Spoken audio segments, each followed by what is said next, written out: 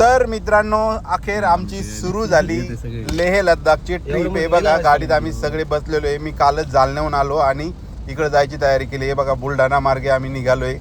आम्हाला कोटा चंदीगड आणि नंतर पुढं लेह लद्दाखला जायचे. त्या पद्धतीने ही ट्रिप सुरू झालेली आहे. नमस्कार मित्रांनो, आता खूप दिवसानंतर माझा व्हिडिओ तुम्हाला पाहायला मिळाला असेल आणि बऱ्याच जणांना असंही वाटलं असेल की यानं व्हिडिओ बंद केले का काय, का चॅनल बंद झालं आहे.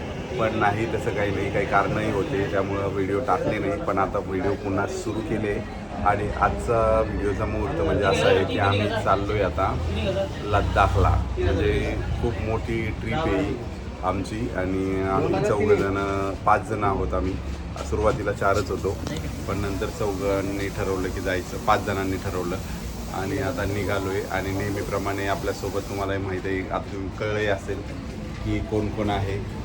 तर हे विदर्भातले एकदम नामांकित यूट्यूबर सुद्धा सोबत आहे आणि मी देखील आहे आणि आमचा अजून एक मेंबर आहे हा बाबासाहेब. आता आमच्यासोबत हा नवीन मेंबर जोडला आहे बाबासाहेब. आणि आता आमचा प्रवास खूप सुखाचा होईल अशी अपेक्षा ठेवूया, कारण की आपल्यासोबत विजूभाऊ आहे. यावेळेस जसं दरवेळेस आपला प्रवास सुखकर होतो त्याच पद्धतीने आता होईल अशी अपेक्षा. आणि हसत खेळत होतो, हसत खेळत जोकिंग एकदम. आणि आता आम्ही थांबलेलो आहे. आपण कुठे थांबलेलो? मोताळा का? आणि विशेष म्हणजे आम्ही गाडीनं प्रवास करणार आहे कुठपर्यंतचा.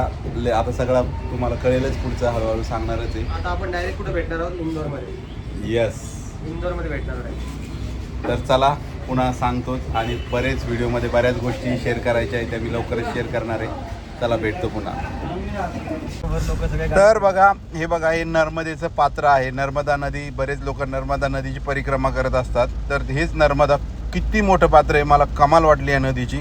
आपल्याकडे किती छोट्या छोट्या नद्या आहे आणि इकडं खूप मोठी नदी आहे. आणि ही नदीचा ब्रिज जो होता तो छोटाच होता. इथून जाताना खूप भारी वाटलं. खाली लोक पोहतही होते आणि भारी आहे नर्मदा नदी. MP मध्ये येते, मध्य प्रदेशात. आणि त्यानंतर इथलं तापमान बघा किती होतं. तर आता पोहोचलो आहे उज्जैन जिल्ह्यामध्ये, कारण उज्जैन महाकाल तुम्हाला माहिती असेल. तर इथं पोहोचलो आहे आणि बघा पाठीमागं खूप गाड्या आहे, हायवे आहे. आणि आम्ही काय केलं होतं, गाडीत पाठीमागं सीट खाली करून गादी टाकून आरामशीर झोपा घेतल्या. कारण आम्ही 5 जण आहे आणि 5 जण असल्यामुळं जरा रिलॅक्स आहे, जास्त गर्दी नाही आहे. म्हणजे सीट खाली केल्यानंतर आणखी व्यवस्थित झालं. आणि इथं चहा प्यायला थांबलो आहे. आता इथली चहाची चव कशी असते माहीत नाही, पण बघूया. कारण चहा प्रत्येक, मला वाटतं 10-20 किलोमीटरवर गेल्यानंतर चहाची बिल बदलत असते. आता तिथली चव कशी आहे बघूया आणि ती बघून तुम्हाला सांगतो. आणि संध्याकाळी मग शेवटचं काय, कुठं पोहोचलो ते मी तुम्हाला दाखवणारच. चला. रोड ट्रिप एन्जॉय करणारी असती, पण तेवढी टफ पण असती आणि त्याचा अनुभव आज आला आहे. आणि आत्ता आम्ही आहे मुंबई दिल्ली हायवेवर. आणि या हायवेवरून अजूनही आम्हाला 2 ते 3 तास लागणार कोटाला जायला. आणि मध्ये रस्ता खराब असतो. आता हायवे खूप छान आहे, तर बघूया किती वेळात पोहोचतोय. पण खरंच सांगतो तुम्हाला, हे खूप टफ असतं, पण मजा पण खूप येते. आपल्याला वाटेल तिथे थांबता येतं आणि वाटेल ते खाताही येतं, ट्राय करता येतं आणि नवीन नवीन एक्सप्लोअर पण करता येतात गोष्टी. तर मित्रांनो, जालन्याहून निघालो तेव्हा नॉनस्टॉप जायचं ठरलं होतं. आणि मग नॉनस्टॉप करता करता आम्हाला 11:30 वाजले इथं छोटू मोटू ढाबा इथपर्यंत यायला. म्हणजे हे कोटापासून काही अंतरावरच होतं, काही म्हणजे 10-15 किलोमीटरवरून. तर आम्ही इथं आलो. हायवेच्या बाजूला खूप छान व्यवस्था केलेली होती गाड्या पार्किंग करण्यासाठी. इथं मोठमोठे ट्रक पार्क होत होते. तर इथं आम्ही थांबलो, जेवण केलं. आणि हे बघा, गाडीतच पडला होता ओम. झोपायची तयारी चालू होती आमची, पण सुदर्शनचं म्हणणं होतं की आपण इथंच थांबूया आणि सकाळी स्टार्ट करूया फ्रेश. मग त्यानंतर निघालो आम्ही ह्याला, कुठं, पिंक सिटीला, जयपूरला. तर जयपूरला पोहोचल्यानंतर साईडलाच एक खूप छान मॅगडी होतं. मॅगडीमध्ये गेलो आणि मस्तपैकी आम्हाला बर्गर खायचा होता, तोही चिकन बर्गर. पण काय करता, तिथे चिकन बर्गर अवेलेबल नव्हता. मग आम्ही मागवला पिझ्झा. पण पिझ्झा सुद्धा चिकन होता बरं का. तर तो मस्त खाल्ला आम्ही. हे बघा, इथं सगळे आपले विजू भाऊ त्याचा स्टोरी ठेवण्यासाठी तयारी चालू होती त्यांची. अनपेक्षितपणे आणि ओम भाऊ घेऊन आले बर्गर सगळे. आणि हे खाल्ल्यानंतर आम्ही पोहोचलो चंदीगडला. कारण चंदीगडला सगळ्यात महत्त्वाचं काय करायचं होतं आम्हाला, मॅच पाहिजे होती. ही मॅचमधलं आहे, जेव्हा इनिंग्स ब्रेक असतो तेव्हा लाईट शो असतो तिथं. हे मला माहीत नव्हतं. मी काल मॅच पाहिल्यानंतरच मला ते कळलं की लाईट शो किती भारी जातं. ते पूर्ण ग्राउंडवर त्यांनी लाईट असतात, लाईट ते रेज काय म्हणतात त्याला, मला आठवत नाही आलं त्याला काय म्हणतात तर. आणि इथं मॅच पण खूप मजा आली. सूर्यवंशीनं खूप छान बॅटिंग केली आणि ते झाल्यानंतर मग आम्ही निघालो चंदीगडमधून लेह लद्दाखकडे. इकडं एक हॉटेल होती, मला खूप दिवसाची इच्छा होती छोले भटुरे खायचे आणि आज ती खऱ्या अर्थानं पूर्ण झाली, कारण पंजाबमध्ये छोले भटुरे फेमस. तर सर्वांना नमस्कार. खूप दिवसानंतर व्हिडिओ बनवतोय आणि तुम्हालाही बऱ्याच जणांना वाटले असेल की व्हिडिओ मी बंद केलं आहे की काय, पण असं काही नव्हतं. व्हिडिओ बंद केले नाही, पण काय प्रॉब्लेम, काही अडचणी काहीतरी असतं किंवा काही कामं असतात किंवा होत नाही अशात. पण आता पुन्हा एकदा ठरवलं आहे मी आणि तुम्हाला ही ट्रिप झाल्यानंतर सरप्राईज पण देणार आहे मी तुम्हाला एक.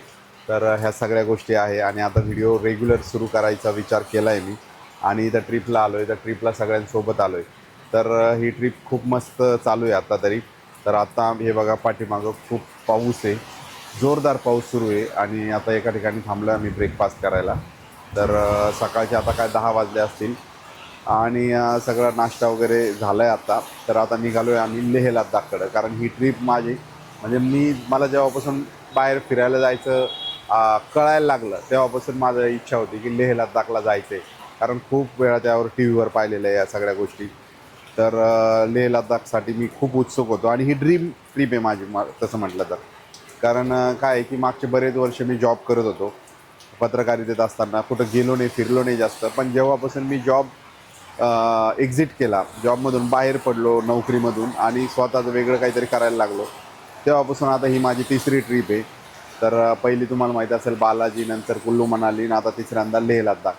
तर अशा ट्रिप करायला मजा येते आणि ग्रुप पण चांगला आहे आमचा सगळ्यांचा. तर हे सुरू केलं आहे आता.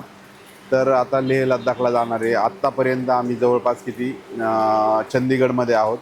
तर 1100-1200 किलोमीटर आपल्या जालन्यापासून आलेलो आहे. आणि पुण्याला तुम्हाला माहीत असेल की आपण एक श्रीमंत पुणे नावाचं पेज सुरू केलं आहे इंस्टाग्रामला. ते पण खूप छान सपोर्ट मिळतो आहे सगळ्यांचा. तर आता पुन्हा एकदा व्लॉगिंग सुरू केली आहे. तर तुमचा सपोर्ट जसा पूर्वी होता तसाच असू द्यावा, कारण रेग्युलर आता तुम्हाला नवीन नवीन कंटेंट आणि तुम्हालाही बघावं असेल असा कंटेंट येणार आहे यानंतर. तर सपोर्ट ठेवा. आणि आता ट्रिपमध्ये काय काय चॅलेंजेस आहे ते मी तुम्हाला इथून पुढं सांगणारच आहे. तर सगळ्यात महत्त्वाचं म्हणजे आता आम्हाला बऱ्याच तयारी करावं लागणार लेह लद्दाखला, कारण तिथं ऑक्सिजन टँकसुद्धा घेऊन जावं लागतं आपल्याला सोबत छोटे. तर जर ऑक्सिजन कमी झाला, कारण ते खूप समुद्रसपाटीपासून खूप उंचीवर आहे, तर तेवढ्या उंचीवर आपल्याला श्वास घ्यायला तेवढा ऑक्सिजन नसतो तिथं. तर त्याची पण तयारी करणं, त्याच्या अगोदर पासेस वगैरे ते सगळं मी व्हिडिओमध्ये सांगेल तुम्हाला पुढच्या. तर एवढंच सांगायचं होतं की आता सपोर्ट जसा पूर्वी केला आहे तसं सपोर्ट आता पुन्हा राहू द्या. आणि काल खूप एन्जॉय केला आम्ही, मॅच पाहिली आणि मॅच पाहायला खूप मजा आली, कारण इंटरनॅशनल मॅच मी यापूर्वी पाहिली पण IPL नव्हती पाहिलेली. तर ग्राउंडवर तर तुम्ही पाहिलं असेल की ते लाईट शो कसा असतो ते तुम्ही व्हिडिओत पाहिले असेल. खूप मजा येते. तुम्ही पण एकदा ट्राय करा, जमलं तर मॅच बघायला जा जवळपास कुठं असेल तिथं. IPL जेव्हाही सुरू होईल खूप मजा येते, एन्जॉय होतं खूप. कारण आयुष्यात काय आहे, एन्जॉय सगळ्यात महत्त्वाचं असतं. आपण फक्त जगणं कमवणं यावरच काम करतो, पण तसं नाही आहे. फिरणं खूप माणसाचं नॉलेज वाढवतं आणि त्याचा फायदा होतो. तर चला, भेटतो मी तुम्हाला पुढच्या व्हिडिओमध्ये. तोपर्यंत बाय बाय.